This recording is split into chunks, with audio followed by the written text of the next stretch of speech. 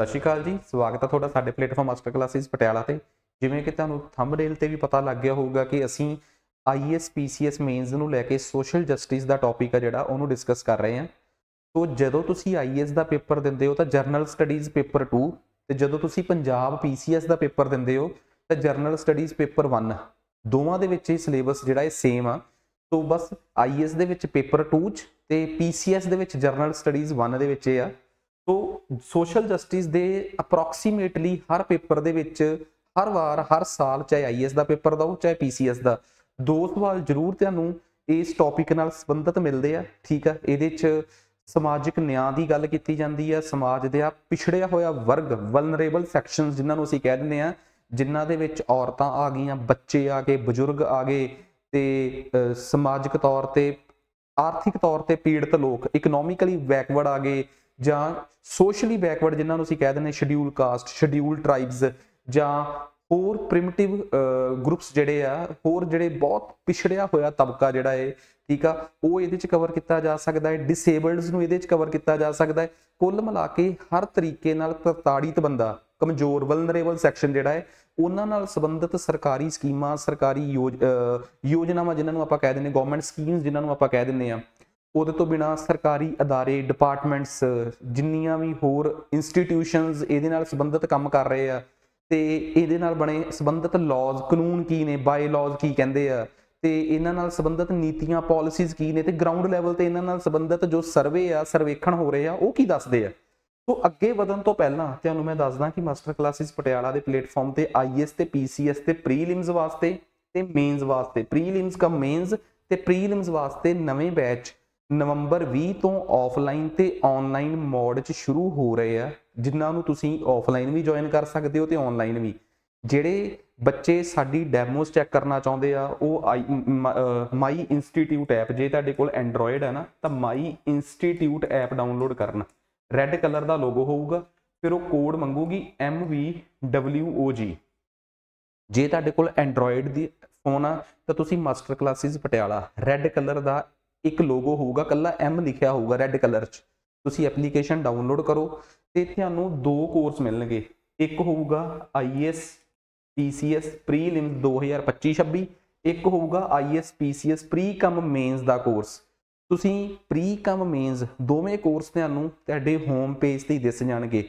Black colour ਦੇ ਵਿੱਚ ਹੋਊਗਾ IAS PCS ਪ੍ਰੀ ਕਮ ਮੇਨਸ ਤੇ ਰੈੱਡ ਕਲਰ ਦੇ ਬੈਕਗਰਾਊਂਡ 'ਚ ਹੋਊਗਾ ਪ੍ਰੀਲਿਮਸ ਦਾ ਕੋਰਸ। ਤੁਸੀਂ ਦੋਵਾਂ 'ਚ ਕਲਿੱਕ ਕਰਿਓ, ਉੱਪਰ ਓਵਰਵਿਊ ਦੇ ਨਾਲ ਕੰਟੈਂਟ 'ਚ ਜਾ ਕੇ ਜਿਹੜੇ ਸਾਡੇ ਪੁਰਾਣੇ ਬੈਚ ਚੱਲ ਰਹੇ ਆ ਉਹਨਾਂ ਦੀ ਡੈਮੋਸ ਚੈੱਕ ਕਰੋ। ਜਦੋਂ ਤੁਸੀਂ ਆਫਲਾਈਨ ਜਾਂ ਆਨਲਾਈਨ ਕੋਰਸ ਲਓਗੇ ਤਾਂ ਇਹ ਸ਼ਿਓਰ ਆ ਕਿ ਤੁਹਾਨੂੰ ਪੁਰਾਣੇ ਸਾਰੇ ਲੈਕਚਰਸ ਦਾ, ਪੁਰਾਣੇ ਸਾਰੇ ਕੋਰਸਿਸ ਦਾ, ਪੁਰਾਣੇ ਸਾਰੇ ਫੋਲਡਰ ਦਾ ਅਸੈਸ ਮਿਲੂਗਾ ਤੇ ਪਲੱਸ ਤੁਹਾਡੇ ਵਾਲਾ ਕੋਰਸ ਉਹਦੇ 'ਚ ਹੀ ਨਵੇਂ ਫੋਲਡਰ 'ਚ ਸਟਾਰਟ ਹੋ ਜਾਊਗਾ, ਤਾਂ ਜੋ ਜਿਹੜੇ ਸਟੂਡੈਂਟ ਸਾਡੇ ਨਵੇਂ ਨਾਲ ਜੁੜੇ ਆ ਤੇ ਜੇਕਰ ਉਹ ਆਪਣੇ ਸਮੇਂ ਦੀ ਕਮੀ ਕਰਕੇ ਜਾਂ ਜਲਦੀ ਸਿਲੇਬਸ ਪੂਰਾ ਕਰਨ ਕਰਕੇ ਆਪਣੇ ਪੁਰਾਣੇ ਕੋਰਸ ਦੇ ਫੋਲਡਰਸ, ਪੁਰਾਣੇ ਬੈਚਿਸ ਨੂੰ ਵੀ ਨਾਲ ਯੂਜ਼ ਕਰਨਾ ਚਾਹੁੰਦੇ ਆ ਤਾਂ ਉਹ ਕਰ ਸਕਦੇ ਹੋਣਗੇ। ਸੋ ਉਹ ਇੱਕ ਡੈਮੋ ਦੇ ਰੂਪ ਦੇ ਵਿੱਚ ਵੀ ਆ, ਤੁਹਾਨੂੰ ਪਤਾ ਲੱਗ ਜਾਊਗਾ ਕਿ PCS ਵਾਲੇ ਕੋਰਸ ਦੇ ਵਿੱਚ ਕਿਵੇਂ ਮੇਨਸ ਦੇ ਸਬਜੈਕਟ ਚੱਲ ਰਹੇ ਆ, ਮੇਨਸ ਨਾਲ ਰਿਲੇਟਡ ਕਰੰਟ ਅਫੇਅਰਸ ਕਿਵੇਂ ਅੱਡ ਹੁੰਦੇ ਆ, ਮੇਨਸ ਨਾਲ related test series group A ਦੀ ਅੱਡ ਕਿਵੇਂ ਆ, B ਦੀ ਅੱਡ ਕਿਵੇਂ ਆ, ਸਾਰੀ ਡਿਟੇਲ ਸਮਝਣ ਤੋਂ ਬਾਅਦ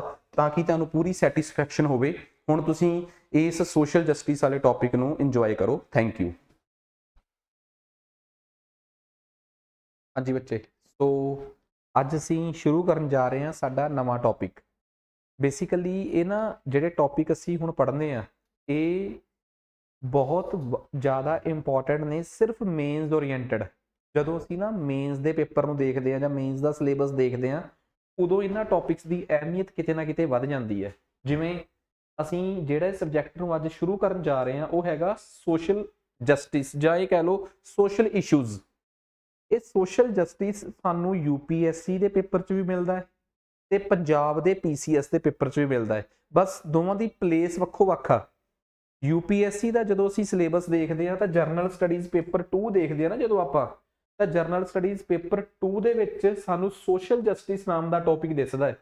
ਉੱਥੇ ਲਿਖਿਆ ਹੋਇਆ welfare schemes by centre and state for vulnerable sections, means ਕਿ ਜਿੰਨੇ ਵੀ ਸਾਡੇ ਕਮਜ਼ੋਰ ਵਰਗ ਆ ਉਹਨਾਂ ਲਈ ਕੇਂਦਰ ਤੇ ਰਾਜ ਸਰਕਾਰਾਂ ਦੀਆਂ ਸਕੀਮਾਂ, ਫਿਰ ਉਹਨਾਂ ਕੇਂਦਰ ਤੇ ਰਾਜ ਸਰਕਾਰਾਂ ਦੁਆਰਾ ਬਣਾਏ ਗਏ ਕਾਨੂੰਨ, ठीक है, तो बनाए गए संस्था अदारे सब कुछ, ਤੇ ਸਮਾਜਿਕ ਸੇਵਾ ਖੇਤਰਾਂ ਦਾ ਵਿਕਾਸ ਤੇ ਪ੍ਰਬੰਧਨ ਤੇ problems related to hunger and poverty. ਬਿਲਕੁਲ ਸੋਸ਼ਲ ਇਸ਼ੂਜ਼ ਨੇ ਸਾਰੇ, ਔਰਤਾਂ ਨਾਲ ਸੰਬੰਧਿਤ ਸਵਾਲ, ਬੱਚਿਆਂ ਨਾਲ। ਦੇਖੋ ਕਮਜ਼ੋਰ ਵਰਗ ਹੈ ਕੀ ਆ, ਆਪਣੇ ਦਿਮਾਗ 'ਚ ਸੋਚੋ।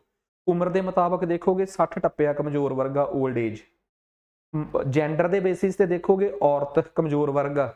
ਜੇਕਰ ਤੁਸੀਂ ਸਰੀਰ ਦੀ ਬਣਾਵਟ ਦੇ ਹਿਸਾਬ ਨਾਲ ਦੇਖੋਗੇ ਡਿਸੇਬਲ ਜਿਹੜਾ ਹੈ ਕਮਜ਼ੋਰ ਵਰਗ ਆ। ਜੇਕਰ ਤੁਸੀਂ ਬਣੇ ਹੋਏ ਪੁਰਾਣੇ ਤੰਤਰ ਨੂੰ ਦੇਖੋਗੇ ਤਾਂ ਸ਼ਡਿਊਲ ਕਾਸਟ, ਸ਼ਡਿਊਲ ਟਰਾਈਬ ਤੇ ਹੋਰ ਪਿਛੜਿਆ ਹੋਇਆ ਵਰਗ ਕਮਜ਼ੋਰ ਵਰਗ ਆ। ਉਮਰ ਦੇ ਹਿਸਾਬ ਨਾਲ ਜਾਓਗੇ, ਜਿਵੇਂ ਇੱਕ ਬਜ਼ੁਰਗ ਕਮਜ਼ੋਰ ਵਰਗ ਆ ਉਵੇਂ ਬੱਚੇ ਕਮਜ਼ੋਰ ਵਰਗ ਆ। ਸੋ ਬੱਚਿਆਂ ਨਾਲ ਰਿਲੇਟਡ, ਬਜ਼ੁਰਗਾਂ ਨਾਲ ਰਿਲੇਟਡ, ਪਿਛੜਿਆਂ ਨਾਲ ਰਿਲੇਟਡ, ਗਰੀਬਾਂ ਨਾਲ ਰਿਲੇਟਡ, ਜੇ ਅਸੀਂ ਮਤਲਬ ਕਿ ਆਪਣੀਆਂ ਜ਼ਰੂਰਤਾਂ ਦੇ ਪੂਰੇ ਕਰਨ ਨੂੰ ਆਧਾਰ ਮੰਨੀਏ ਤਾਂ ਗਰੀਬ ਕਮਜ਼ੋਰ ਵਰਗ ਆ। ਤੋ ਭੁੱਖ ਨੂੰ ਜੇ ਅਸੀਂ ਰੋਜੀ ਰੋਟੀ ਨੂੰ ਆਧਾਰ ਮੰਨੀਏ ਤਾਂ ਭੁੱਖਾ ਕਮਜ਼ੋਰ ਵਰਗ ਆ। ਤੋ ਇਹਨਾਂ ਸਭ ਨਾਲ ਰਿਲੇਟਡ ਜਿਹੜੀਆਂ ਸਮੱਸਿਆਵਾਂ ਨੇ, ਜੇ ਉਹਨਾਂ ਨਾਲ ਜੂਝਣਾ ਹੈ, ਨਿਆਂ ਦੇਣਾ ਹੈ, ਤਾਂ ਉਹ ਟੌਪਿਕ ਹੋਊਗਾ ਸੋਸ਼ਲ ਜਸਟਿਸ। ਸੋਸ਼ਲ ਜਸਟਿਸ ਸਾਡੇ IAS ਦੇ ਸਿਲੇਬਸ 'ਚ, UPSC ਦੇ ਮੇਨਸ ਦੇ ਜਰਨਲ ਸਟੱਡੀਜ਼ ਪੇਪਰ 2 ਦਾ ਇੱਕ ਹਿੱਸਾ ਹੈ ਪੂਰੇ ਦਾ। ਤੇ ਜਦੋਂ ਅਸੀਂ ਇਹਨੂੰ ਪੰਜਾਬ ਦੇ PCS ਦੇ ਲੈਵਲ ਤੇ ਲੈ ਕੇ ਜਾਂਦੇ ਹਾਂ ਤਾਂ ਪੰਜਾਬ ਦੇ PCS ਦੇ ਵਿੱਚ ਜਰਨਲ ਸਟੱਡੀਜ਼ ਪੇਪਰ 1 ਚ ਆਉਂਦਾ ਹੈ। ਉੱਥੇ ਦੇਖੋ ਆਹ ਲਿਖਿਆ ਹੋਇਆ ਵਲਨਰੇਬਲ ਸੈਕਸ਼ਨਸ, ਜਿਨ੍ਹਾਂ ਦੇ ਵਿੱਚ ਕੇਂਦਰ ਤੇ ਰਾਜ ਸਰਕਾਰ ਦੀਆਂ, ਪੰਜਾਬ ਸਰਕਾਰ ਦੀਆਂ ਸਕੀਮਾਂ। ਤੁਸੀਂ ਟਰਮ ਦੇਖੋ, ਵਰਡਸ ਉਹੀ ਨੇ। ਤੁਸੀਂ ਇਹ ਸਮਝ ਲਓ ਕਿ UPSC ਦੇ ਸਿਲੇਬਸ ਤੇ PPSC ਦੇ ਸਿਲੇਬਸ 'ਚ ਆਫੀਸ਼ੀਅਲ ਸਿਲੇਬਸ ਆ ਦੋਵਾਂ ਦਾ, ਬਿਲਕੁਲ ਸੇਮ ਵੋਕੈਬਲਰੀ ਆ, ਬਿਲਕੁਲ ਸੇਮ ਸ਼ਬਦ ਆ। Law, institution, bodies, mechanism, welfare scheme of centre, ਉੱਥੇ ਲਿਖਿਆ ਸਟੇਟ ਗਵਰਨਮੈਂਟ, ਇੱਥੇ ਲਿਖਿਆ ਪੰਜਾਬ ਗਵਰਨਮੈਂਟ। ਫਿਰ issues related to development and management of social sector, health, education, human resource ਤੇ ਗਰੀਬੀ ਤੇ ਕੁਪੋਸ਼ਣ ਨਾਲ ਸੰਬੰਧਿਤ ਮੁੱਦੇ। ਤੋ ਕੁੱਲ ਮਿਲਾ ਕੇ ਕਹਾਣੀ ਉਹੀ ਆ। ਜਦੋਂ ਅਸੀਂ PCS ਦਾ ਸਿਲੇਬਸ ਦੇਖਦੇ ਹਾਂ, ਬਸ PCS ਦੇ ਵਿੱਚ ਜਰਨਲ ਸਟੱਡੀਜ਼ ਪੇਪਰ, ਕਿਉਂਕਿ ਹੁਣ ਆਪਾਂ ਨਾ ਜਿਵੇਂ ਜਿਵੇਂ ਅਸੀਂ ਇਹ ਟੌਪਿਕਸ ਪੜ੍ਹਦੇ ਜਾਵਾਂਗੇ ਅਤੇ ਅਸੀਂ ਨਾ ਮਾਈਕਰੋ ਲਿਸਟਿੰਗ ਕਰਦੇ ਜਾਵਾਂਗੇ ਕਿ ਜਿਹੜਾ ਅਸੀਂ ਟੌਪਿਕ ਪੜ੍ਹ ਰਹੇ ਹਾਂ ਉਹ ਸਾਡੇ ਸਿਲੇਬਸ ਦੇ ਨਾਲ ਕਿਵੇਂ ਮਿਲਦਾ ਹੈ। ਖੈਰ ਹਾਂਜੀ, ਹੁਣ ਆਪਾਂ ਅੱਗੇ ਚੱਲਦੇ ਹਾਂ। ਠੀਕ ਹੈ, ਜੇ ਅਸੀਂ ਪਿਛਲੇ ਸਮਿਆਂ ਦੇ ਵਿੱਚ ਆਏ ਹੋਏ ਸਵਾਲ ਦੇਖੀਏ, ਚਾਹੇ ਤੁਸੀਂ UPSC ਦਾ ਪੇਪਰ ਚੱਕ ਲਓ, ਚਾਹੇ ਤੁਸੀਂ PPSC ਦਾ ਪੇਪਰ ਚੱਕ ਲਓ, PCS ਦਾ ਪੇਪਰ, ਸਵਾਲ ਤੁਹਾਨੂੰ ਐਵੇਂ ਦੇ ਮਿਲਣਗੇ। ਇਹ ਪਿਛਲੇ ਪੇਪਰਾਂ 'ਚ ਆਏ ਹੋਏ ਸਵਾਲ ਆ। ਕਹਿੰਦੇ ਜੋ ਚੱਲ ਰਿਹਾ ਖੇਤੀ ਉਭਾਰ ਆ, ਇਹਦੇ 'ਚ ਔਰਤਾਂ ਦੇ ਰੋਲ ਬਾਰੇ ਡਿਸਕਸ ਕਰੋ। ਓਬਵੀਅਸ ਜੀ ਗੱਲ ਆ, ਜੇ ਤੁਸੀਂ ਸੋਸ਼ਲ ਇਸ਼ੂਜ਼ ਨੂੰ ਪੜ੍ਹੋਗੇ, ਕਰੰਟ ਇਸ਼ੂਜ਼ ਨੂੰ, ਤਾਂ ਹੀ ਤੁਸੀਂ ਬਦਲ ਰਹੇ ਰੌਲੇ ਦੇ ਵਿੱਚ ਔਰਤਾਂ ਦੀ ਭਾਗੀਦਾਰੀ ਦਰ, ਪਾਰਟਿਸਿਪੇਸ਼ਨ ਰੇਟ, ਲੇਬਰ ਫੋਰਸ ਦੇ ਵਿੱਚ, ਅਗਰੇਰੀਅਨ ਲੇਬਰ ਫੋਰਸ, ਖੇਤੀਬਾੜੀ ਨਾਲ ਸੰਬੰਧਿਤ ਕਿਰਤੀ ਭਾਗੀਦਾਰੀ ਦਰ, ਕਿ ਲੇਬਰ ਫੋਰਸ ਦਾ ਕਿੰਨਾ ਕੁ ਯੋਗਦਾਨ ਆ, ਕਿੰਨਾ ਕੁ ਯੋਗਦਾਨ ਔਰਤਾਂ ਦਾ ਹੈ, ਇਹਦੇ ਬਾਰੇ ਤਾਂ ਹੀ ਦੱਸ ਸਕੋਗੇ। ਜਿਵੇਂ ਕਹਿੰਦੇ ਔਰਤਾਂ ਤੇ ਬੱਚਿਆਂ ਦੀ ਸਿਹਤ ਨਾਲ ਸੰਬੰਧਿਤ ਜੋ ਨੈਸ਼ਨਲ ਫੈਮਿਲੀ ਹੈਲਥ ਸਰਵੇ ਆਇਆ ਹੈ, ਉਹਦੇ ਨਾਲ ਸੰਬੰਧਿਤ ਰੀਸੈਂਟ ਫਾਈਂਡਿੰਗਸ ਨੂੰ ਕ੍ਰਿਟੀਕਲੀ ਇਵੈਲੂਏਟ ਕਰੋ ਕਿ ਔਰਤਾਂ ਤੇ ਬੱਚਿਆਂ ਦੀ ਸਿਹਤ ਨੂੰ ਲੈ ਕੇ ਕੀ ਕਿਹਾ ਗਿਆ ਹੈ।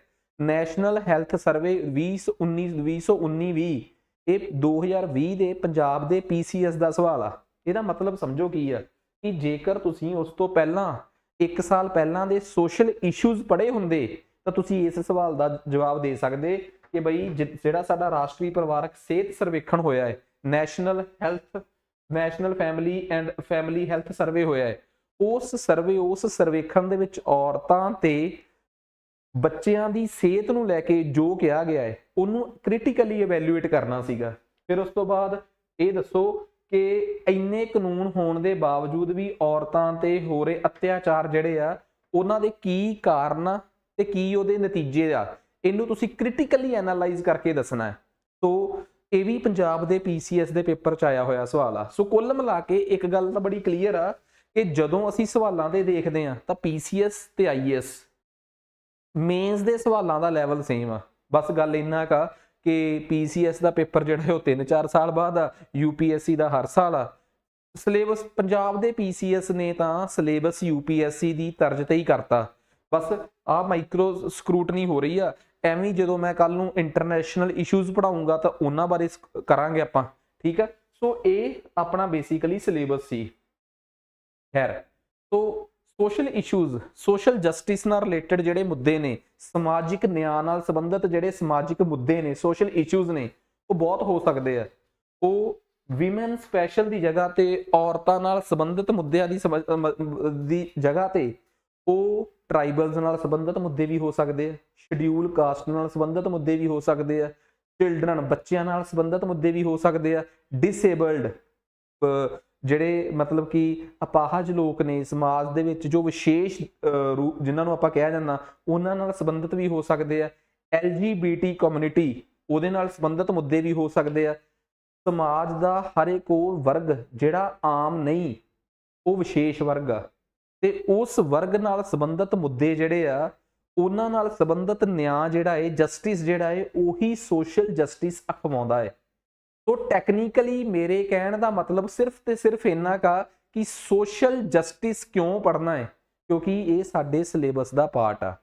UPSC ਦੀ ਸਿਵਲ ਸਰਵਿਸਿਜ਼ ਦੀ IAS ਦੀ ਤਿਆਰੀ ਕਰ ਰਹੇ ਹੋ ਤਾਂ ਜਰਨਲ ਸਟੱਡੀਜ਼ ਪੇਪਰ 2 ਦੇ ਵਿੱਚ ਆ, ਜਰਨਲ ਸਟੱਡੀਜ਼ 2, ਤੇ ਜੇ ਤੁਸੀਂ PCS ਦੀ ਤਿਆਰੀ ਕਰ ਰਹੇ ਹੋ ਤਾਂ ਜਰਨਲ ਸਟੱਡੀਜ਼ 1 ਦੇ ਵਿੱਚ ਤੁਹਾਨੂੰ ਇਹ ਮਿਲੂਗਾ। ਠੀਕ ਹੈ, ਸੋ ਇਹ ਜਿਹੜੇ ਉੱਪਰ ਸਵਾਲ ਸੀਗੇ ਇਹਨਾਂ ਸਵਾਲਾਂ ਨਾਲ ਕਿਵੇਂ ਨਜਿੱਠਣਾ ਹੈ ਤੁਸੀਂ ਆਪ ਸਕਰੀਨਸ਼ਾਟ ਲੈ ਕੇ ਜਾਂ ਤੁਸੀਂ ਆਪ ਬਾਅਦ ਚ ਤੁਹਾਡੇ ਕੋਲ ਫਾਈਲ ਹੋਊਗੀ ਤਾਂ ਤੁਸੀਂ ਇਹਨਾਂ ਸਵਾਲਾਂ ਨੂੰ ਕਰ ਸਕਦੇ ਹੋਵੋਗੇ। ਤਾਂ ਇਹ 100 ਸ਼ਬਦ 10 ਅੰਕ, 200 ਸ਼ਬਦ 15 ਅੰਕ, ਇਹ ਜਿਹੜਾ ਟ੍ਰੈਂਡ ਆ ਨਾ ਇਹ ਹੈਗਾ ਏ ਪੰਜਾਬ ਦੇ PCS ਦਾ।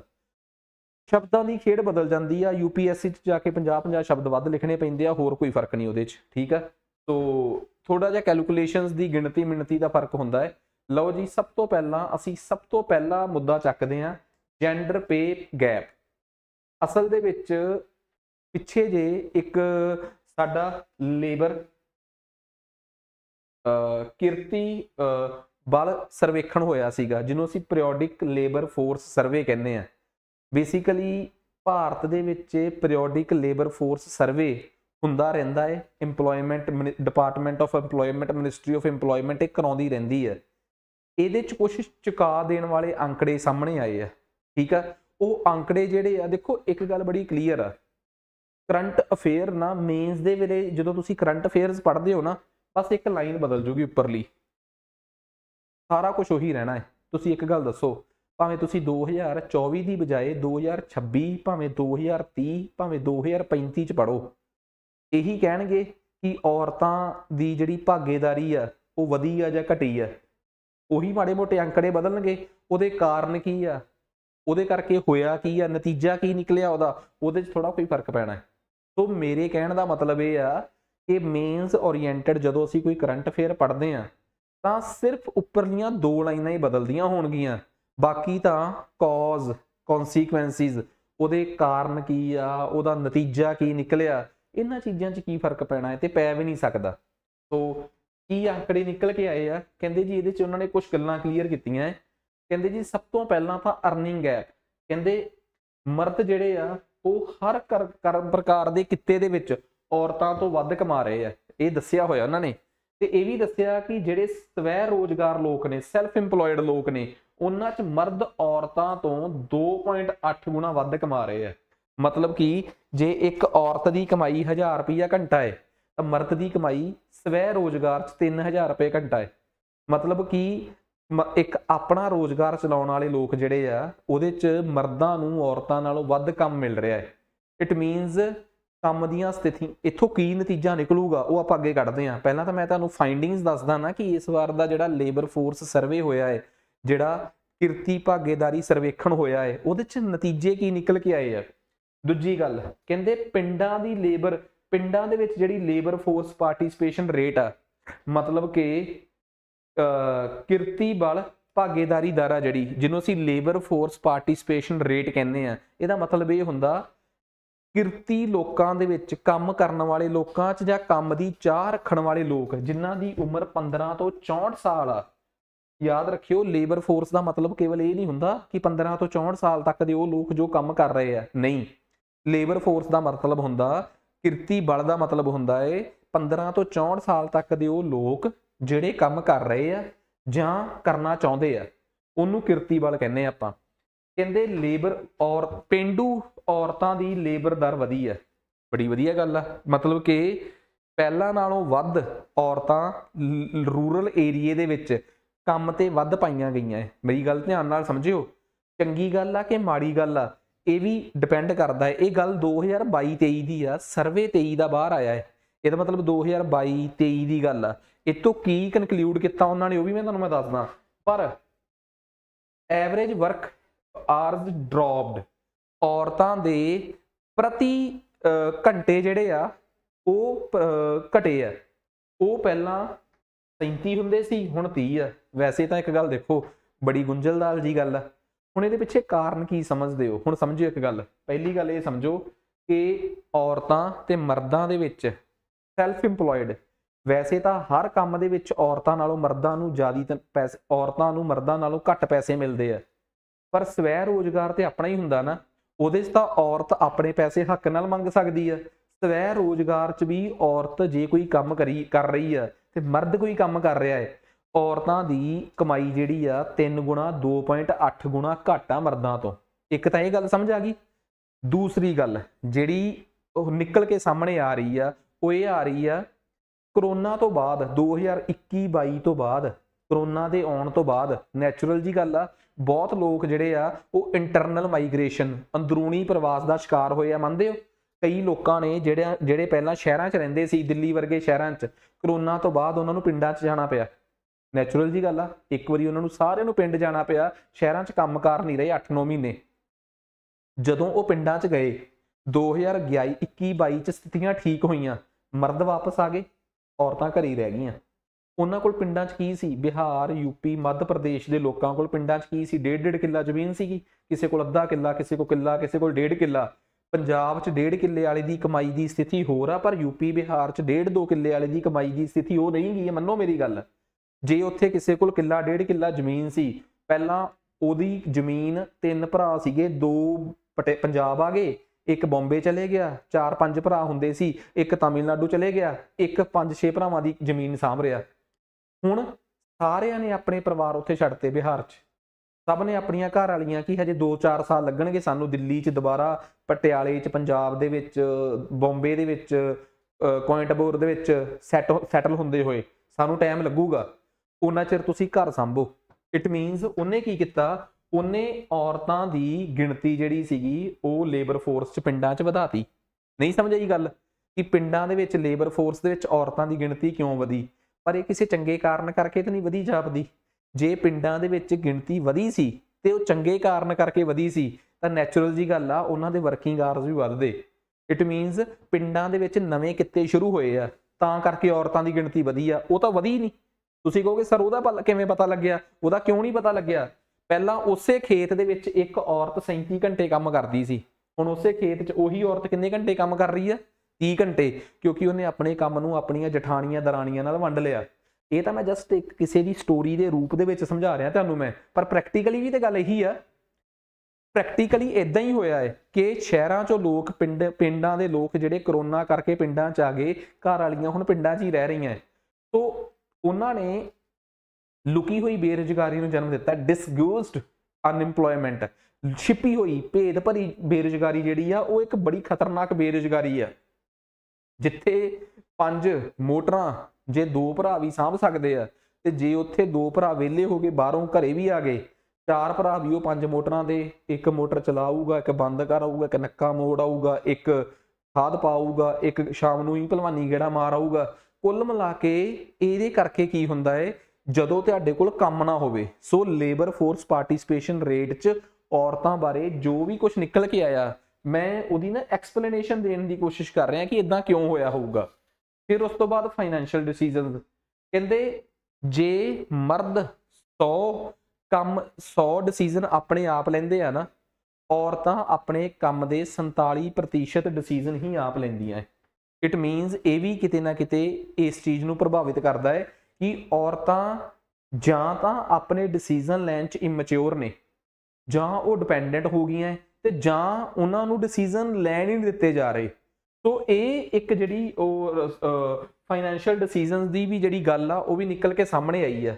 ਪੇ ਡਿਸਪੈਰਿਟੀ, ਇਹ ਤਾਂ ਵਰਲਡ ਲੈਵਲ ਤੇ ਵੀ ਇੱਕ ਰਿਪੋਰਟ ਆਈ ਹੈ ਕਿ ਬਈ ਜੇਕਰ ਮਤਲਬ ਇੱਕ ਮਰਦ 100 ਰੁਪਏ ਕਮਾ ਰਿਹਾ ਹੈ ਪੂਰੀ ਦੁਨੀਆ ਦੇ ਵਿੱਚ, ਤਾਂ ਔਰਤ ਉਸੇ ਕੰਮ ਦੇ 70 ਰੁਪਏ ਕਮਾ ਰਹੀ ਹੈ। मतलब $1 ਪਿੱਛੇ ਔਰਤ 100 ਸੈਂਟ 77 ਸੈਂਟ ਕਮਾਉਂਦੀ ਆ, मतलब $1 ਚ 100 ਸੈਂਟ ਹੁੰਦੇ ਆ।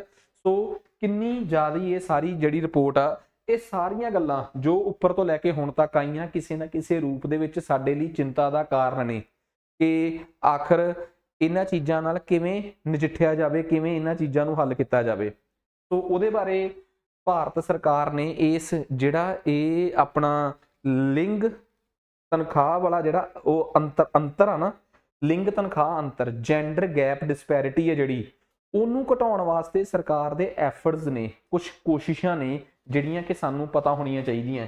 ਚਾਹੇ ਤੁਸੀਂ ਜਿਵੇਂ ਮਰਜ਼ੀ ਇਹਨਾਂ ਨੂੰ ਆਪਾਂ ਦੇਖੀਏ, ਇਹਦੇ 'ਚ ਬਹੁਤ ਕੁਛ ਨੇ, ਜਿਵੇਂ ਆਹ ਲਿਖਿਆ ਹੋਇਆ ਸਾਰਾ ਕੁਛ ਕਿ ਮਹਿਲਾ ਸ਼ਕਤੀ ਕੇਂਦਰ ਹੋ ਗਏ, ਕਰੈਚ ਸਕੀਮ ਹੋ ਗਈ, ਪ੍ਰਧਾਨ ਮੰਤਰੀ ਕੌਸ਼ਲ ਵਿਕਾਸ ਯੋਜਨਾ ਹੋ ਗਈ, ਦੀਨ ਦਿਆਲ ਉਪਾਧਿਆਏ ਰਾਸ਼ਟਰੀ ਸ਼ਹਿਰੀ ਰੋਜੀ ਰੋਟੀ ਯੋਜਨਾ ਹੋ ਗਈ, ਪ੍ਰਧਾਨ ਮੰਤਰੀ ਰੋਜ਼ਗਾਰ ਉਤਪਤੀ ਪ੍ਰੋਗਰਾਮ ਹੋ ਗਿਆ, ਮਹਿਲਾ ਉਦਮ ਜਿਹੜੇ ਕਿ ਸਟਾਰਟਅਪਸ ਖੁੱਲਦੇ ਆ, ਇਹ ਹੋ ਗਏ। ਬੇਸਿਕਲੀ ਇਹ ਹੈ ਕੀ ਆ, ਅਸੀਂ ਸਾਰਾ ਕੁਝ ਸਮਝਣ ਦੀ ਕੋਸ਼ਿਸ਼ ਕਰਦੇ ਹਾਂ, ਇਹਨਾਂ ਨੂੰ ਸਮਝਣ ਦੀ ਕੋਸ਼ਿਸ਼ ਦੇਖੀਏ ਕਿਵੇਂ ਆ।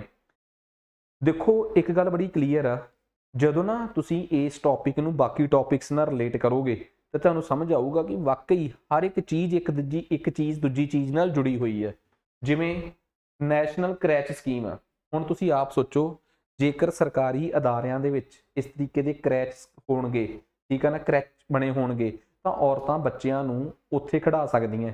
ਤਾਂ ਓਬਵੀਅਸ ਦੀ ਗੱਲ ਆ, ਜੇ ਉਹਨਾਂ ਨੂੰ ਬਹੁਤ ਲੰਮਾ ਸਮਾਂ ਮੈਟਰਨਿਟੀ ਲੀਵ ਤੇ ਰਹਿਣਾ ਪੈਂਦਾ ਹੈ, ਉਹਨੂੰ ਅਵੋਇਡ ਕੀਤਾ ਜਾ ਸਕਦਾ ਹੈ। ਸੋ ਉਹਦੇ ਨਾਲ ਵਰਕ ਐਫੀਸ਼ੀਐਂਸੀ ਨਹੀਂ ਤੇ ਫਰਕ ਨਹੀਂ ਪਊਗਾ ਤੇ ਔਰਤਾਂ ਦੇ ਪ੍ਰਤੀ ਇੰਪਲੋਇਰ ਦਾ ਯਕੀਨ ਵਧੂਗਾ ਕਿ ਹਾਂ ਹੁਣ ਮੈਨੂੰ 8 ਮਹੀਨੇ ਇਹਨੂੰ ਜਾਂ 9 ਮਹੀਨੇ ਜਾਂ 7 ਮਹੀਨੇ ਇਹਨੂੰ ਬੋਝ ਝੱਲਣਾ ਨਹੀਂ ਪਊਗਾ। ਦੇਖੋ ਇੰਪਲੋਇਰ ਨੇ, ਜੇ ਉਹ ਇੰਪਲੋਇਰ ਗੌਰਮੈਂਟ ਆ ਤਾਂ ਸ਼ਾਇਦ ਉਹ ਕਾਨੂੰਨਾਂ 'ਚ ਵੱਜਿਆ ਹੋਇਆ ਹੈ, ਪਰ ਜੇਕਰ ਉਹ ਇੱਕ ਇੰਪਲੋਇਰ ਪ੍ਰਾਈਵੇਟ ਆ ਜਿਹਨੂੰ ਪਤਾ ਹੈ ਕਿ ਮੇਰਾ ਇਹ ਇੰਪਲੋਏ ਕੰਮ ਕਰੂਗਾ ਤੇ ਮੈਂ ਕੁਝ ਖਾਊਂਗਾ ਤੇ ਮੈਂ ਇਹਨੂੰ ਕੁਝ ਦੇ ਸਕੂੰਗਾ, ਟੈਕਨੀਕਲੀ ਉਸ ਬੰਦੇ ਦੀ ਵਿਵਸਥਾ ਵੀ ਤਾਂ ਦੇਖੋ ਕਿ ਉਹ ਕਿਵੇਂ ਕਿਸੇ ਨੂੰ ਕੰਮ ਦੇ ਸਕੂਗਾ। ਉਹਦੇ ਵਾਸਤੇ ਕਿਤੇ ਨਾ ਕਿਤੇ ਉਹਨੂੰ ਸਰਕਾਰ ਦੀ ਸਪੋਰਟ ਦੀ ਵੀ ਲੋੜ ਪਊਗੀ। ਸਰਕਾਰ ਕੋਈ ਇਨਸੈਂਟਿਵ ਦੇਵੇ ਤਾਂ ਕਿ ਉਹਦੇ ਬਦਲੇ ਉਹ ਇਸ ਤਰੀਕੇ ਦੇ ਇਨੀਸ਼ੀਏਟਿਵ ਲੈ ਸਕੇ, ਉਹ ਵੀ ਮੈਟਰਨਿਟੀ ਲੀਵ ਤੇ ਉਸ ਲੇਡੀ ਦਾ ਸਾਰਾ ਖਰਚਾ ਝੱਲ ਸਕੇ, ਕਰੈਚ ਬਣਾ ਸਕੇ। ਇਸੇ ਤਰੀਕੇ ਨਾਲ ਪ੍ਰਧਾਨ ਮੰਤਰੀ ਕੌਸ਼ਲ ਵਿਕਾਸ ਯੋਜਨਾ, ਸਕਿੱਲ ਡਿਵੈਲਪਮੈਂਟ ਪ੍ਰੋਗਰਾਮ, ਬੇਸਿਕਲੀ ਇਹ ਸਕਿੱਲ ਡਿਵੈਲਪਮੈਂਟ ਪ੍ਰੋਗਰਾਮ ਵੀ ਬਹੁਤ ਜ਼ਰੂਰੀ ਹੈ। ਦੇਖੋ ਇੱਕ ਗੱਲ ਬੜੀ ਕਲੀਅਰ ਆ, ਜੇਕਰ ਤੁਸੀਂ ਦੇਖੋਗੇ ਨਾ ਹੁਣ ਸਮੇਂ ਦੇ ਨਾਲ ਕੀ ਹੋ ਰਿਹਾ ਹੈ, ਔਰਤਾਂ ਆਪਣੇ ਸਕਿੱਲਸ ਸਿੱਖ ਰਹੀਆਂ। ਪਿੰਡਾਂ ਦੇ ਵਿੱਚ ਜਦੋਂ ਇੱਕ ਜ਼ਿਲ੍ਹੇ ਦੇ ਵਿੱਚ ADC ਹੁੰਦਾ ਹੈ, ਐਡੀਸ਼ਨਲ ਡਿਪਟੀ ਕਮਿਸ਼ਨਰ, ਬ੍ਰੈਕਟ ਦੇ ਵਿੱਚ ਪਿਆ ਹੁੰਦਾ ਡਿਵੈਲਪਮੈਂਟ, ਉਸ ADC ਡਿਵੈਲਪਮੈਂਟ ਦਾ ਕੰਮ ਕੀ ਹੁੰਦਾ, ADC ਕਈ ਲੈਵਲ ਦੀਆਂ ਹੁੰਦੇ ਆ, ADC law and order, ADC development, ADC rural, ਇਹਨਾਂ ਸਾਰੇ ADCs ਨੇ DC ਨੂੰ ਰਿਪੋਰਟ ਦੇਣੀ ਹੁੰਦੀ ਹੈ, ਡਿਪਟੀ ਕਮਿਸ਼ਨਰ ਨੂੰ ਰਿਪੋਰਟ ਦੇਣੀ ਹੁੰਦੀ ਹੈ, ਜਿਹੜਾ DM ਹੁੰਦਾ ਜ਼ਿਲ੍ਹੇ ਦਾ। ADC ਡਿਵੈਲਪਮੈਂਟ ਦਾ ਕੰਮ ਹੁੰਦਾ ਜ਼ਿਲ੍ਹੇ 'ਚ ਸਾਰੇ ਵਿਕਾਸ ਦੇ ਕੰਮ ਉਹ ਦੇਖੂਗਾ। ਵਿਕਾਸ ਦੇ ਕੰਮ ਹੋ ਗਏ, ਉਸ ਜ਼ਿਲ੍ਹੇ ਦੇ ਵਿੱਚ ਚੱਲ ਰਹੀਆਂ ਸਕੀਮਾਂ ਦੇ ਕੰਮ ਹੋ ਗਏ। ਹੁਣ ਉਸ ਜ਼ਿਲ੍ਹੇ 'ਚ ਕਿਹੜੀਆਂ ਸਕੀਮਾਂ ਚੱਲਦੀਆਂ, ADC ਕੋਲ ਸੈਂਟਰ ਸਕੀਮਾਂ ਦੇ ਤਹਿਤ ਜਿਹੜੀਆਂ ਕੇਂਦਰੀ ਪ੍ਰਾਯੋਜਿਤ ਸਕੀਮਾਂ, ਸੈਂਟਰਲ ਸਪੌਂਸਰਡ ਸਕੀਮਾਂ, ਜਿਹਦੇ 'ਚ ਸੈਂਟਰ ਤੇ ਸਟੇਟ ਦੀ ਕਈ ਵਾਰੀ 60-40, 50-50, ਕਈ ਵਾਰੀ 75-25 ਦੀ ਰੇਸ਼ੋ ਹੁੰਦੀ ਹੈ ਕਿ 75 ਅਸੀਂ ਪਾਵਾਂਗੇ, 25 ਤੁਸੀਂ ਪਾਓ, ਜਾਂ ਕਈ ਵਾਰੀ ਸਟੇਟ ਗੌਰਮੈਂਟ ਦੀ ਸਕੀਮ ਹੁੰਦੀ ਹੈ, ਜਾਂ ਕਈ ਵਾਰੀ ਇਕੱਲੀਆਂ ਸਕੀਮਾਂ ਸੈਂਟਰ ਸਰਕਾਰ ਦੀਆਂ ਹੁੰਦੀਆਂ। ਉਹਨਾਂ ਸਕੀਮਾਂ ਦੇ ਤਹਿਤ ਕੀ ਹੁੰਦਾ ਹੈ ਕਿ ਸੈਂਟਰ ਸਰਕਾਰ ਤੇ ਸਟੇਟ ਸਰਕਾਰਾਂ ਮਿਲ ਕੇ ਸਕਿੱਲ ਸੈਂਟਰ ਖੋਲ੍ਹਦੀਆਂ, ਜਾਂ ਕਲੈਟਰਲ ਫ੍ਰੀ ਬਿਨਾਂ ਕਿਸੇ ਉਹਦੇ ਤੋਂ ਗਰੰਟੀ ਤੋਂ ਛੋਟੇ ਅਦਾਰਿਆਂ ਨੂੰ ਲੋਨ ਦਿੰਦੀਆਂ, ਜਾਂ ਕਿਸੇ ਕੋਆਪਰੇਟਿਵ ਸੁਸਾਇਟੀ ਨੂੰ ਲੋਨ, ਕੋਆਪਰੇਟਿਵ ਸੁਸਾਇਟੀ ਦੇ ਥਰੂ ਗਰੰਟੀ ਤੋਂ ਬਿਨਾਂ ਵਾਲਾ ਲੋਨ ਦਾ ਪ੍ਰਬੰਧ ਕਰਕੇ ਦਿੰਦੀਆਂ ਹੈ ਪਿੰਡ ਦੇ ਲੋਕਾਂ ਨੂੰ। ਤੇ ਪਿੰਡ ਦੇ ਲੋਕਾਂ ਤੇ ਸ਼ਰਤ ਲਾਈ ਹੁੰਦੀ ਹੈ ਕਿ ਮਿਲ ਕੇ ਇੱਕ SHG ਬਣਾਓ, ਸਵੈ ਸਹਾਇਤਾ ਸਮੂਹ, ਸੈਲਫ ਹੈਲਪ ਗਰੁੱਪ ਬਣਾਓ, ਜਿਹਦੇ 'ਚ ਤੁਸੀਂ 5 ਜਾਣੇ ਜਾਂ 6 ਜਾਣੇ ਜਾਂ 7 ਜਾਣੇ ਹੋਵੋਗੇ, ਜਿਹਦੇ 'ਚੋਂ ਇੱਕ ਅੱਧਾ ਸ਼ਡਿਊਲ ਕਾਸਟ, 1-2 ਵੀਮੈਨ ਕੰਡੀਸ਼ਨ ਰੱਖ ਦਿੰਦੇ ਆ ਤਾਂ ਕਿ ਇੱਕ ਤਾਂ ਮੇਲ ਜੋਲ, ਕੋਆਪਰੇਸ਼ਨ ਵਧੇ, ਲੋਕਾਂ 'ਚ ਸਹਿਚਾਰਤਾ ਵਧੇ, ਪਲੱਸ ਕਿ ਤੁਹਾਨੂੰ 7 ਜਾਣਿਆਂ ਨੂੰ ਮਿਲ ਕੇ ਇੱਕ ਕਲੈਟਰਲ ਫ੍ਰੀ ਲੋਨ ਦਿੱਤਾ ਜਾਊਗਾ, 10 ਲੱਖ ਰੁਪਈਆ ਦਿੱਤਾ ਜਾਊਗਾ। ਉਸ 10 ਲੱਖ 'ਚੋਂ 6 ਲੱਖ ਰੁਪਈਆ ਜਿਹੜਾ ਹੈ ਉਹ ਤੁਹਾਨੂੰ ਮਤਲਬ ਕਲੈਟਰਲ ਫ੍ਰੀ ਲੋਨ ਹੋਊਗਾ, 4 ਲੱਖ ਰੁਪਈਆ ਗ੍ਰਾਂਟ ਦੇ ਰੂਪ 'ਚ ਹੋਊਗਾ, ਜਿਹੜਾ ਤੁਹਾਨੂੰ ਵਾਪਸ ਸਬਸਿਡੀ ਦੇ ਰੂਪ ਦੇ ਵਿੱਚ ਹੋਊਗਾ। ਉਹਦੇ ਨਾਲ ਕੀ ਹੋਊਗਾ ਤਾਂ ਕਿ ਤੁਹਾਨੂੰ ਕੋਈ ਰੋਜ਼ਗਾਰ ਸ਼ੁਰੂ ਕਰਨ ਵਾਸਤੇ ਦਿੱਤਾ ਜਾਵੇ। ਰੋਜ਼ਗਾਰ ਸ਼ੁਰੂ ਕਰਨ ਵਾਸਤੇ ਤੁਹਾਨੂੰ ਸਿਲਾਈ ਸੈਂਟਰ ਖੋਲ੍ਹ ਕੇ ਦਿੱਤਾ ਜਾਵੇ, ਤੁਹਾਨੂੰ कोई मशीनरी लिया के दित्ती जाए जिहदे च तुसीं पैकिंग का काम करो, तुसीं डब्बे बना सको, तुसीं मतलब कि अपनियां कपड़े का काम शुरू कर सको। इस तरीके का बहुत सारा काम, क्योंकि देखो वक्त के नाल नाल जिवें जिवें समा बदल रहा है, लोकां दे विच ना मशीनी चीज़ां तो बिना हत्थ नाल बणीਆਂ चीज़ां की अहमियत फिर वधन लग पई है। हत्थ नाल बणीਆਂ होईਆਂ चीज़ां जिहड़ियां ने उन्हां नूं ना किते लग्जरी आइटम्स दे विच मन्निया जांदा है। चाहे तुसीं भांडे ते कोई कारीगरी कर दो, चाहे किसी प्रकार की फुलकारी वर्गा कॉन्सैप्ट आ जाए, चाहे हत्थ नाल बनाया होया अचार हो जाए, चाहे ऑर्गैनिक फार्मिंग हो जाए, ऑर्गैनिक फ्रूट्स हो जाण, उहदी पैकिंग हो जाए, उहनूं पैक करके फ्रीजरस होण वड्डे वड्डे जिथे तुसीं उस फ्रूट नूं प्रोसैस कर स्टोर कर सको, प्रोसैस कर सको। ये सारा कुछ जिहड़ा है वो किते ना किते तुहानूं कोऑपरेटिव्स दे थ्रू दिता जांदा है।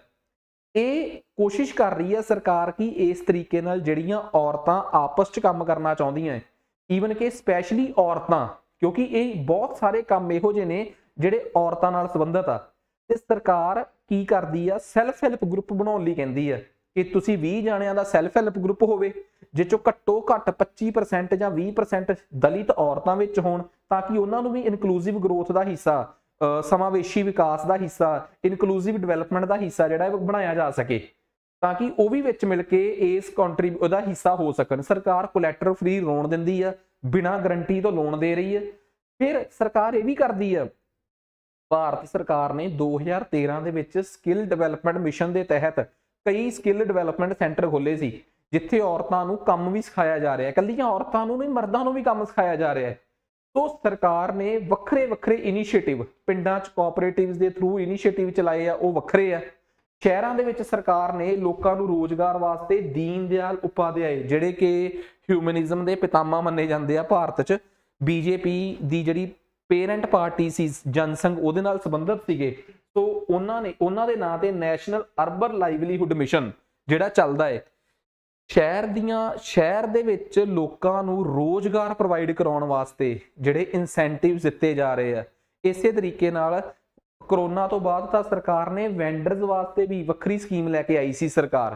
सिमिलरली कौशल विकास योजना, स्किल डिवेलपमेंट मिशन, जिहदे तहत लोकां नूं कामकार सिखाया जा रहा है। तो ये कुछ सरकारी इनीशिएटिव ने जिहड़े औरतां नूं मजबूत कर सकते हैं।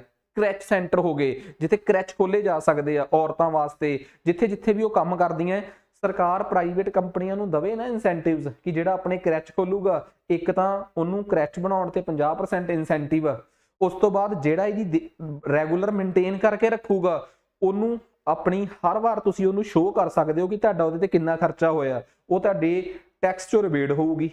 तो सरकार भी मोटिवेट कर सकती है, जे सरकार जेंडर गैप घटाउणा चाहुंदी है ते सरकार चाहुंदी है कि औरतां दे प्रति इंपलॉयर्स का नज़रिया बदले, तां इंपलॉयर्स उहदे वास्ते जे औरतां दे बेनीफिट लई अपने वीमन इंपलॉयज़ नूं सैटिस्फाई करने लई कुछ खर्चा करदे आ, सरकार उहनूं इंसैंटिव दवे, इंसैंटिवाइज करे, ताकि उन्हां नूं भी लगे कि असीं जे औरतां नूं मर्दां दे बराबर लैके आउण लई एफर्ट कर रहे हां, ते इहदे च सरकार वल्लों भी सानूं कोई रिबेट जां कुछ मिल रहा है।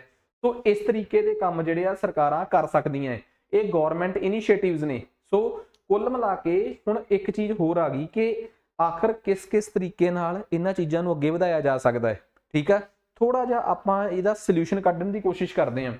एक लिखिया प्रमोट पे ट्रांसपेरेंसी, मीनस सब तो वड्डी गल इह है कि एक ना कोशिश की जाए, सब तो पहला तो सरकारी अदारियां तो शुरू किया जाए।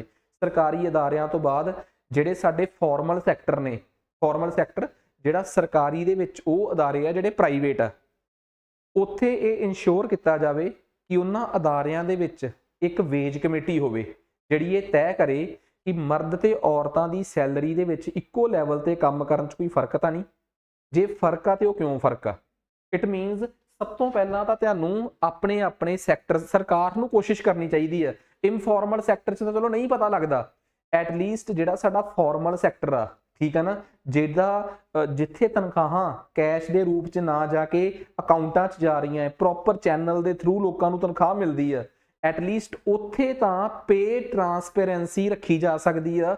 उत्थे ते तनखाह नाल संबंधित जिहड़ी पारदर्शिता है उन्होंने मेनटेन किया जा सकता है। सब तो पहला काम जे तुसी जेंडर पे गैप घटाउणा है ना, तो सब तो पहला तो पे ट्रांसपेरेंसी, क्योंकि कदी हमेशा एक गल याद रखियो, जे तुसी किसी चीज़ नूं घटाउणा चाहुंदे हो सब तो पहला उहनूं ओले चों बाहर कड्डो। पे ट्रांसपेरेंसी सब तो वड्डा तरीका है।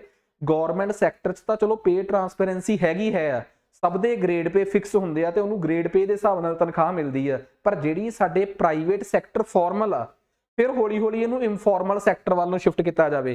साडा ਉਹ ਖੇਤਰ ਜਿਹੜਾ ਕਿਸੇ ਨਾ ਕਿਸੇ ਰੂਪ ਚ ਅੱਜ ਵੀ ਕੈਸ਼ ਚ ਕੰਮ ਕਰ ਰਿਹਾ ਫਿਰ ਉਹਨੂੰ ਟਾਰਗੇਟ ਕੀਤਾ ਜਾਵੇ। ਜਿਹੜਾ ਫਾਰਮਲ ਸੈਕਟਰ ਆ, ਪ੍ਰਾਈਵੇਟ ਫਾਰਮਲ ਸੈਕਟਰ ਆ, ਜਿਹੜਾ ਨਿੱਜੀ ਖੇਤਰ ਆ ਸਾਡਾ, ਠੀਕ ਹੈ ਨਾ, ਉਹਦੇ ਚ ਇਹਨੂੰ ਪਹਿਲ ਦੇ ਆਧਾਰ ਤੇ ਲਾਗੂ ਕੀਤਾ ਜਾਵੇ। ਉਸ ਤੋਂ ਬਾਅਦ ਨੈਕਸਟ ਇੱਕ ਹੋਰ ਬੜੀ ਇੰਪੋਰਟੈਂਟ ਚੀਜ਼ ਆ ਕੀ ਪਰਫਾਰਮੈਂਸ ਇੰਡੀਕੇਟਰਸ ਫॉर ਲੀਡਰਸ਼ਿਪ। ਸੋ ਇੱਕ ਗੱਲ ਬੜੀ ਕਲੀਅਰ ਆ ਕਿ ਔਰਤਾਂ ਨੂੰ ਵਧੀਆ ਲੀਡਰਸ਼ਿਪ ਦੇ ਕੰਮ ਜਿਹੜੇ ਆ ਉਹ ਵੀ ਦਿੱਤੇ ਜਾ ਸਕਦੇ ਆ, ਇਹਦੇ ਚ ਵੀ ਔਰਤਾਂ ਨੂੰ ਪ੍ਰਮੋਟ ਕੀਤਾ ਜਾ ਸਕਦਾ ਹੈ। ਤੀਸਰੀ ਸਭ ਤੋਂ ਵੱਡੀ ਗੱਲ ਆ ਰਿਫਾਰਮਸ ਐਟ ਵਰਕ ਪਲੇਸ। ਕੰਮਕਾਰ ਵਾਲੀ ਜਗ੍ਹਾ ਤੇ ਕੁਝ ਚੀਜ਼ਾਂ ਸਖਤ ਕਰਨ ਦੀ ਲੋੜ ਆ। ਜਿਵੇਂ ਇੱਕ ਸਿੰਪਲ ਜੀ ਗੱਲ ਆ, ਵਿਸ਼ਾਖਾ ਕੇਸ ਹੋਇਆ ਸੀ Vishakha versus state of Rajasthan, ਜਿਸ ਤੋਂ ਬਾਅਦ ਸੁਪਰੀਮ ਕੋਰਟ ਦੀ ਇੰਟਰਫੇਰੈਂਸ ਤੋਂ ਬਾਅਦ 2013 ਚ ਪੌਸ਼ ਐਕਟ ਬਣਿਆ। ਐਕਟ ਦਾ ਨਾਮ ਸੀਗਾ prevention of sexual harassment act 2013। ਇਸ ਐਕਟ ਦੇ ਵਿੱਚ ਹਰ ਇੱਕ ਉਹ ਚੀਜ਼ ਕਿ ਜੇ ਕਿਸੇ ਔਰਤ ਨਾਲ ਕੰਮਕਾਰ ਵਾਲੀ ਜਗ੍ਹਾ ਤੇ ਕਿਸੇ ਵੀ ਤਰੀਕੇ ਦੀ ਸੈਕਸ਼ੂਅਲ ਹਰਾਸਮੈਂਟ ਹੁੰਦੀ ਹੈ, ਠੀਕ ਆ, ਤਾਂ ਉਹਨੂੰ ਸਖਤੀ ਨਾਲ ਨਜਿੱਠਿਆ ਜਾਵੇ। ਹਾਂ, ਸੈਕਸ਼ੂਅਲ ਹਰਾਸਮੈਂਟ ਕਮੇਟੀਆਂ ਬਣੀਆਂ ਹੋਣ, ਇਹ ਨਾ ਹੋਵੇ ਕਿ ਕੋਈ ਔਰਤ ਜਿਹੜੀ ਆ ਉਹ ਹੈਜ਼ੀਟੇਟ ਕਰੇ, ਕਿਉਂਕਿ ਪਿੱਛੇ ਜੇ ਇਸ ਤਰੀਕੇ ਦੀ ਵੀ ਖਬਰ ਨਿਕਲ ਕੇ ਆਈ ਸੀ ਕਿ ਸਾਡੀ ਜਿਹੜੀ ਬੈਲਟ ਫੋਰਸ ਆ ਉੱਥੋਂ ਇੱਕ ਲੇਡੀ ਨੇ ਆਪਣੇ ਸੀਨੀਅਰਸ ਤੇ ਆਰੋਪ ਲਾਤੇ ਸੀਗੇ ਕਿ ਮੀਨਸ ਕਿ ਮੈਨੂੰ ਸੈਕਸ਼ੂਅਲੀ ਹਰਾਸ ਕਰਨ ਦੀ ਕੋਸ਼ਿਸ਼ ਕੀਤੀ ਗਈ ਹੈ। ਤਾਂ ਕਿਤੇ ਨਾ ਕਿਤੇ ਕੁੱਲ ਮਿਲਾ ਕੇ ਗੱਲ ਇਹ ਆ ਕਿ ਪੌਸ਼ ਐਕਟ ਜਿਹੜਾ ਹੈ ਨਾ ਉਹਨੂੰ ਯਕੀਨੀ ਬਣਾਇਆ ਜਾਵੇ। ਇਹ ਨਾ ਹੋਵੇ ਕਿ ਤੁਹਾਡੀਆਂ ਜਿਹੜੀਆਂ ਸੈਕਸ਼ੂਅਲ ਹਰਾਸਮੈਂਟ ਕਮੇਟੀਜ਼ ਆ ਉਹਨਾਂ ਦੇ ਵਿੱਚ ਜਿੱਥੇ ਜਾ ਕੇ ਉਹਨੇ ਔਰਤ ਨੇ ਸ਼ਿਕਾਇਤ ਕਰਨੀ ਉੱਥੇ ਔਰਤਾਂ ਹੀ ਨਾ ਹੋਣ, ਤੁਹਾਡੀਆਂ ਸੈਕਸ਼ੂਅਲ ਹਰਾਸਮੈਂਟ ਕਮੇਟੀਜ਼ ਕੰਮ ਹੀ ਨਾ ਕਰਦੀਆਂ ਹੋਣ। ਬਹੁਤ ਸਾਰੇ ਪਿੱਛੇ ਜੇ ਸਰਵੇ ਹੋਇਆ ਸੀ, ਬਹੁਤ ਸਾਰੇ ਸਰਕਾਰੀ ਅਦਾਰਿਆਂ ਦੇ ਵਿੱਚ ਤਾਂ ਸੈਕਸ਼ੂਅਲ ਹਰਾਸਮੈਂਟ ਕਮੇਟੀਆਂ ਹੀ ਨਹੀਂ ਬਣੀਆਂ ਹੋਈਆਂ। ਇਟ ਮੀਨਸ ਔਰਤਾਂ ਨੂੰ ਕੰਮ ਪ੍ਰਤੀ ਕਿਵੇਂ ਯਕੀਨ ਆਊਗਾ। ਸੋ ਇੱਕ ਤਾਂ ਇਹੋ ਜਿਹੇ ਰਿਫਾਰਮਸ ਕੀਤੇ ਜਾ ਸਕਦੇ ਆ, ਤੇ ਉਸ ਤੋਂ ਬਾਅਦ ਪੈਟਰਨਲ ਲੀਵ, ਚਾਈਲਡ ਕੇਅਰ ਲੀਵ, ਇਹਨਾਂ ਨੂੰ ਬੜਾ ਵਧੀਆ ਤਰੀਕੇ ਨਾਲ ਪੋਜ਼ਿਟਿਵ ਨੋਟ ਦੇ ਵਿੱਚ ਪ੍ਰਮੋਟ ਕੀਤਾ ਜਾਣਾ ਚਾਹੀਦਾ ਹੈ, ਤਾਂ ਜੋ ਔਰਤਾਂ ਬਹੁਤ ਕੰਫਰਟੇਬਲ ਹੋ ਕੇ ਕਿਸੇ ਨਾ ਕਿਸੇ ਜਗ੍ਹਾ ਤੇ ਕੰਮ ਕਰ ਸਕਣ। ਸੋ ਸਭ ਤੋਂ ਪਹਿਲਾਂ ਤਾਂ ਇੱਕ ਮਾਹੌਲ ਬਣਾਉਣ ਦੀ ਲੋੜ ਆ, ਜਿਹੜਾ ਕਿ ਸਭ ਤੋਂ ਪਹਿਲਾਂ ਬੜਾ ਜ਼ਰੂਰੀ ਹੈ। ਉਸ ਤੋਂ ਬਾਅਦ ਸੋਸ਼ਲ ਨੋਰਮਸ, ਇਹ ਕਿਤੇ ਨਾ ਕਿਤੇ ਮਤਲਬ ਕਿ ਯਕੀਨ ਚ ਲਿਆਉਣੇ ਪੈਣਗੇ। ਮੀਨਸ ਸਮਾਜ ਦੇ ਵਿੱਚ ਨਾ ਕੁਝ ਜ਼ਿੰਮੇਵਾਰੀ ਸਮਾਜ ਦੇ ਬੁੱਧੀਜੀਵੀਆਂ ਦੀ ਵੀ ਹੈ, ਸਮਾਜ ਦੇ ਲੀਡਰਾਂ ਦੀ ਵੀ ਆ। ਲੀਡਰ ਇਕੱਲੇ ਪੋਲੀਟੀਕਲ ਲੀਡਰ ਨਹੀਂ ਹੁੰਦੇ, ਲੀਡਰ ਸਾਡੇ ਧਾਰਮਿਕ ਲੀਡਰ ਵੀ ਹੁੰਦੇ ਆ, ਜਿਨ੍ਹਾਂ ਨੂੰ ਇਹ ਮੋਟੀਵੇਟ ਕਰਨ ਦੀ ਲੋੜ ਆ ਲੋਕਾਂ ਨੂੰ ਕਿ ਔਰਤਾਂ ਮਰਦਾਂ ਦੇ ਬਰਾਬਰ ਕੰਮ ਕਰ ਸਕਦੀਆਂ। ਕਿਉਂਕਿ ਇੱਕ ਗੱਲ ਬੜੀ ਕਲੀਅਰ ਆ, ਜੇ ਤੁਸੀਂ ਹੁਣ ਇਹ ਲੋਕਾਂ ਦੇ ਦਿਮਾਗ 'ਚ ਪਾਉਣਾ ਸ਼ੁਰੂ ਕਰੋਗੇ ਤਾਂ ਵਕਤ ਦੇ ਨਾਲ ਜਾ ਕੇ ਇਹ ਲੋਕਾਂ ਦੇ ਦਿਮਾਗ 'ਚ ਪਊਗਾ ਕਿ ਕਿਵੇਂ ਕਮਿਊਨਿਟੀ ਲੀਡਰਸ, ਰਿਲੀਜੀਅਸ ਇੰਸਟੀਟਿਊਸ਼ਨਸ ਤੇ ਹੋਰ ਇਨਫਲੂਐਂਸ਼ੀਅਲ ਲੋਕਾਂ ਨੂੰ ਨਾਲ ਤੋਰ ਕੇ ਉਹਨਾਂ ਨੂੰ ਯਕੀਨ 'ਚ ਲੈ ਕੇ ਇਸ ਕੰਮ ਨੂੰ ਹੋਰ ਵਧੀਆ ਤਰੀਕੇ ਨਾਲ ਕੀਤਾ ਜਾ ਸਕਦਾ। ਜਿਹੜਾ ਇੱਕ ਸਟੀਰੀਓਟਾਈਪ ਫੈਲਿਆ ਹੋਇਆ ਨਾ ਕਿ ਔਰਤਾਂ ਮਰਦ ਦੇ ਬਰਾਬਰ ਕੰਮ ਕਰ ਨਹੀਂ ਸਕਦੀਆਂ, ਉਹ ਸਟੀਰੀਓਟਾਈਪ ਨੂੰ ਜੇ ਤੋੜਨਾ ਹੈ ਤਾਂ ਇਸ ਤਰੀਕੇ ਦੇ ਅਦਾਰੇ, ਰਿਲੀਜੀਅਸ ਇੰਸਟੀਟਿਊਸ਼ਨਸ, ਤੁਹਾਡੇ ਸੋਸ਼ਲ ਇੰਸਟੀਟਿਊਸ਼ਨਸ, ਇਹਨਾਂ ਨੂੰ ਐਕਟਿਵ ਕਰਨ ਦੀ ਲੋੜ ਆ। ਇਸ ਤੋਂ ਬਾਅਦ ਐਡੂਕੇਟ ਰਿਸਰਚ। ਸੋ ਇਹ ਇੱਕ ਬੜੀ ਇੰਪੋਰਟੈਂਟ ਚੀਜ਼ ਆ। ਸਭ ਤੋਂ ਵੱਡੀ ਗੱਲ ਕਹਿੰਦੇ ਤੁਸੀਂ ਕਿਸੇ ਵੀ ਚੀਜ਼ ਤੇ ਉਦੋਂ ਤੱਕ ਨਹੀਂ ਕੰਮ ਕਰ ਸਕਦੇ ਜਦੋਂ ਤੱਕ ਤੁਹਾਡੇ ਕੋਲ ਅੰਕੜੇ ਹੈ ਨਹੀਂ। ਪਹਿਲੀ ਗੱਲ, ਇੱਕ ਪ੍ਰੋਪਰ ਰਿਸਰਚ ਹੋਵੇ। ਆਖਰ ਉਹ ਕਿਹੜੇ ਅਦਾਰੇ ਆ ਜਿਨ੍ਹਾਂ 'ਚ ਔਰਤਾਂ ਦੇ ਮਰਦਾਂ ਦੀ ਤਨਖਾਹ 'ਚ ਫਰਕ ਆ? ਕੀ ਉਹ ਅਦਾਰੇ ਪਾਲਿਸੀ ਮੇਕਿੰਗ ਨਾਲ ਸੰਬੰਧਿਤ ਆ? ਕੀ ਬਹੁਤ ਉੱਚੀਆਂ ਜੌਬਸ ਤੇ ਜਾ ਕੇ ਇਹ ਡਿਫਰੈਂਸ ਵੱਧ ਰਿਹਾ ਕਿ ਛੋਟੇ ਪੱਧਰ ਦੀਆਂ ਜੌਬਸ ਤੇ ਇਹ ਫਰਕ ਜ਼ਿਆਦਾ ਹੈ? ਕੀ ਇਹ ਫਰਕ ਪ੍ਰਾਈਵੇਟ ਅਦਾਰਿਆਂ 'ਚ ਜ਼ਿਆਦਾ ਹੈ ਕਿ ਸਰਕਾਰੀ ਅਦਾਰਿਆਂ 'ਚ ਜ਼ਿਆਦਾ ਹੈ? ਜਦੋਂ ਤੱਕ ਤੁਸੀਂ ਪ੍ਰੋਪਰ ਰਿਸਰਚ ਨਹੀਂ ਕਰਦੇ, ਕਿਉਂਕਿ ਮੰਨ ਲਓ ਤੁਸੀਂ ਇਹ ਕਹੀ ਜਾਓ ਕਿ ਆਪਾਂ ਸਰਕਾਰੀ ਅਦਾਰਿਆਂ 'ਚ ਆ ਵੀ ਕਾਨੂੰਨ ਲਾਗੂ ਕਰ ਦਾਂਗੇ, ਆ ਵੀ ਕਰ ਦਾਂਗੇ, ਉਹ ਬਾਅਦ 'ਚ ਪਤਾ ਲੱਗੇ ਕਿ ਸਰਕਾਰੀ ਅਦਾਰਿਆਂ 'ਚ ਤਾਂ ਸਾਰਾ ਕੁਝ ਚੱਲ ਹੀ ਸਹੀ ਰਿਹਾ। ਇਹ ਪ੍ਰੋਬਲਮ ਪ੍ਰਾਈਵੇਟ ਇੰਸਟੀਟਿਊਸ਼ਨਸ ਦੇ ਵਿੱਚ ਆ। ਫਿਰ ਉਸ ਤੋਂ ਬਾਅਦ ਤੁਸੀਂ ਕਹੋਗੇ ਅੱਛਾ ਹਾਈਅਰ ਲੈਵਲ ਤੇ ਆ ਕਾਨੂੰਨ ਬਣਾ ਦਿਓ, ਉਹ ਬਾਅਦ 'ਚ ਪਤਾ ਲੱਗੇ ਕਿ ਹਾਈਅਰ ਲੈਵਲ ਤੇ ਤਾਂ ਇਸ ਤਰੀਕੇ ਦੀ ਡਿਸਪੈਰਿਟੀ ਹੁੰਦੀ ਹੀ ਨਹੀਂ, ਕੋਈ ਲੋਅਰ ਲੈਵਲ ਤੇ ਰਹੀ ਆ। ਇਟ ਮੀਨਸ ਸਭ ਤੋਂ ਪਹਿਲਾਂ ਕਿਹੜੀ ਚੀਜ਼ ਦੀ ਲੋੜ ਆ? ਚੰਗੀ ਰਿਸਰਚ ਦੀ। ਚੰਗੀ ਰਿਸਰਚ ਹੋਊਗੀ ਤਾਂ ਤੁਹਾਡੇ ਕੋਲ ਅੰਕੜੇ ਹੋਣਗੇ, ਅੰਕੜੇ ਹੋਣਗੇ ਤਾਂ ਪਤਾ ਲੱਗੂਗਾ। ਤੁਹਾਨੂੰ ਇਹ ਪਤਾ ਹੋਣਾ ਚਾਹੀਦਾ ਹੈ ਕਿ ਜ਼ਿਆਦਾ ਸ਼ਿਕਾਰ ਸੈਲਫ ਇੰਪਲੋਇਡ ਔਰਤਾਂ ਹੋ ਰਹੀਆਂ ਹੈ ਕਿ ਕੰਮਕਾਜ ਵਾਲੀਆਂ ਜਿਹੜੀਆਂ ਕਿਸੇ ਕੋਲ ਕੰਮ ਕਰਦੀਆਂ। ਸੈਲਫ ਇੰਪਲੋਇਡ ਦਾ ਮਤਲਬ ਸਵੈ ਰੋਜ਼ਗਾਰ। ਜੇ ਸਵੈ ਰੋਜ਼ਗਾਰ ਵਾਲੀਆਂ ਔਰਤਾਂ ਜ਼ਿਆਦੀਆਂ ਉਹ ਹੋ ਰਹੀਆਂ ਹੈ ਕਿ ਇੱਕ ਔਰਤ ਨੇ ਆਪਣਾ ਕਾਰੋਬਾਰ ਖੋਲਿਆ ਹੈ ਤੇ ਉਹ ਕੱਪੜੇ ਦਾ ਕੰਮ ਕਰ ਰਹੀ ਹੈ, ਇੱਕ ਮਰਦ ਕੱਪੜੇ ਦਾ ਕੰਮ ਕਰ ਰਿਹਾ, ਔਰਤ ਦੀ ਪ੍ਰੋਫਿਟ ਕਿਉਂ ਘੱਟ ਆ, ਮਰਦ ਦਾ ਪ੍ਰੋਫਿਟ ਕਿਉਂ ਘੱਟ ਆ? ਕਿਸੇ ਵੀ ਪ੍ਰਕਾਰ ਦੀ ਫਿਰ ਪ੍ਰੋਬਲਮ ਆ। ਜੇ ਬਾਈ ਚਾਂਸ ਉਸ ਔਰਤ 'ਚ ਸਕਿੱਲ ਦੀ ਕਮੀ ਆ ਤਾਂ ਸਕਿੱਲ ਸਿਖਾਈ ਜਾਵੇ। ਜੇ ਹੋਰ ਇਹੋ ਜਿਹੇ ਇਸ਼ੂਜ਼ ਨੇ ਕਿ ਉਹਨਾਂ ਔਰਤਾਂ ਨੂੰ ਆਪਣੇ ਕੰਮ ਲਈ ਮਰਦਾਂ ਤੇ ਡਿਪੈਂਡ ਕਰਨਾ ਹੁੰਦਾ ਪੈ ਰਿਹਾ ਹੈ ਕਿ ਜੇ ਸਪੋਜ਼ ਕਰੋ ਇੱਕ ਔਰਤ ਕੱਪੜੇ ਦਾ ਕੰਮ ਕਰਦੀ ਹੈ ਤੇ ਉਹਨੂੰ ਪਤਾ ਹੈ ਕਿ ਹਫਤੇ 'ਚੋਂ 2 ਦਿਨ ਮੈਨੂੰ ਦਿੱਲੀ ਜਾਣਾ ਪੈ ਰਿਹਾ ਕੱਪੜਾ ਲਿਆਉਣ ਵਾਸਤੇ, ਤੇ ਉੱਥੇ ਮੈਂ ਆਪਣੇ ਹਸਬੈਂਡ ਤੋਂ ਬਿਨਾਂ ਜਾ ਨਹੀਂ ਸਕਦੀ, ਉੱਥੇ ਮੈਂ ਉਹਦੇ ਤੇ ਡਿਪੈਂਡੈਂਟ ਆ। ਇਟ ਮੀਨਸ ਫਿਰ ਉਸ ਚੀਜ਼ ਤੇ ਕੰਮ ਕਰਨਾ ਪਊਗਾ। ਇਹ ਸਭ ਕੁਝ ਕਦੋਂ ਹੋਊਗਾ? ਜਦੋਂ ਰਿਸਰਚ ਹੋਊਗੀ। ਇਟ ਮੀਨਸ ਸਭ ਤੋਂ ਵੱਡਾ, ਜੇ ਤੁਸੀਂ ਇਹ ਜੈਂਡਰ ਗੈਪ ਡਿਸਪੈਰਿਟੀ ਜਿਹੜੀ ਘਟਾਉਣਾ ਜਿਹੜੀ ਜੈਂਡਰ ਪੇ ਡਿਸਪੈਰਿਟੀ ਘਟਾਉਣਾ ਚਾਹੁੰਦੇ ਹੋ ਨਾ, ਸਭ ਤੋਂ ਪਹਿਲਾਂ ਤਾਂ ਰਿਸਰਚ ਤੇ ਲੋੜ ਪਊਗੀ ਤੁਹਾਨੂੰ ਕਿ ਸੈਲਫ ਇੰਪਲੋਇਡ 'ਚ ਕਮੀ ਹੈ, ਉਹ ਕਮੀ ਕਿਉਂ ਆ, ਕੀ ਕਾਰਨ ਹੋ ਸਕਦੇ ਆ ਉਸ ਕਮੀ ਦੇ, ਫਿਰ ਉਹਦੇ ਤੇ ਅੱਗੇ ਜਾ ਕੇ ਫਿਰ ਉਹਦੇ ਤੇ ਕੰਮ ਹੋ ਸਕਦਾ ਹੈ। ਸੋ ਸਭ ਤੋਂ ਪਹਿਲਾਂ ਤਾਂ ਪਹਿਲਾ ਟੌਪਿਕ ਜਿਹੜਾ ਅਸੀਂ ਅੱਜ ਪੜ੍ਹਿਆ, ਬੇਸਿਕਲੀ ਸਾਡਾ ਟੌਪਿਕ ਸੀਗਾ ਜੈਂਡਰ ਪੇ ਡਿਸਪੈਰਿਟੀ।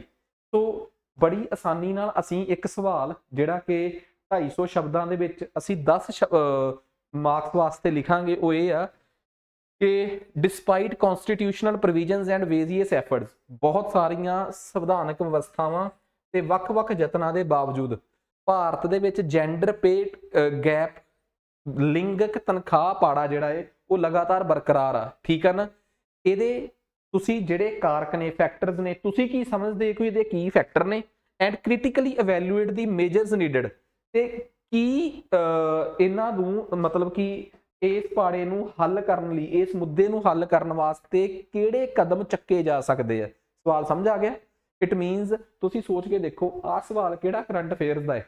ਕੋਈ ਕਰੰਟ ਅਫੇਅਰ ਨਹੀਂ, ਸਟੈਟਿਕ ਸਵਾਲ ਆ, ਸੋਸ਼ਲ ਜਸਟਿਸ ਨਾਲ ਰਿਲੇਟਡ ਸਵਾਲ ਆ। ਇਹਦਾ ਮਤਲਬ ਸਮਝੋ ਕਿ ਜੋ ਤੁਹਾਡੇ ਪੇਪਰ 'ਚ ਆਉਣਾ ਹੈ ਨਾ, ਜਿਹੜੀ ਚੀਜ਼ ਆਪਾਂ ਨੂੰ ਪਤਾ ਹੈ ਕਿ ਆਪਣੇ ਪੇਪਰ 'ਚ ਆਉਣੀ ਆ, ਉਹ ਇਸੇ ਤਰੀਕੇ ਦੀ ਹੀ ਹੋ ਸਕਦੀ ਹੈ। ਠੀਕ ਹੈ?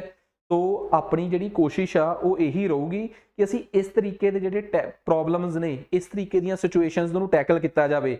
ਤੇ 200 ਸ਼ਬਦ ਜਿਸ ਤਰੀਕੇ ਨਾਲ ਆਪਾਂ ਕਈ ਵਾਰੀ ਬਹੁਤ ਵੱਡਾ ਲਿਖਦੇ ਆ, ਬਹੁਤ ਕੋਸ਼ਿਸ਼ ਕਰਿਓ ਫਲੋ ਚਾਰਟ ਦੇ ਰੂਪ 'ਚ ਇਹਦੇ ਆਨਸਰ ਲਿਖਣ ਦੀ।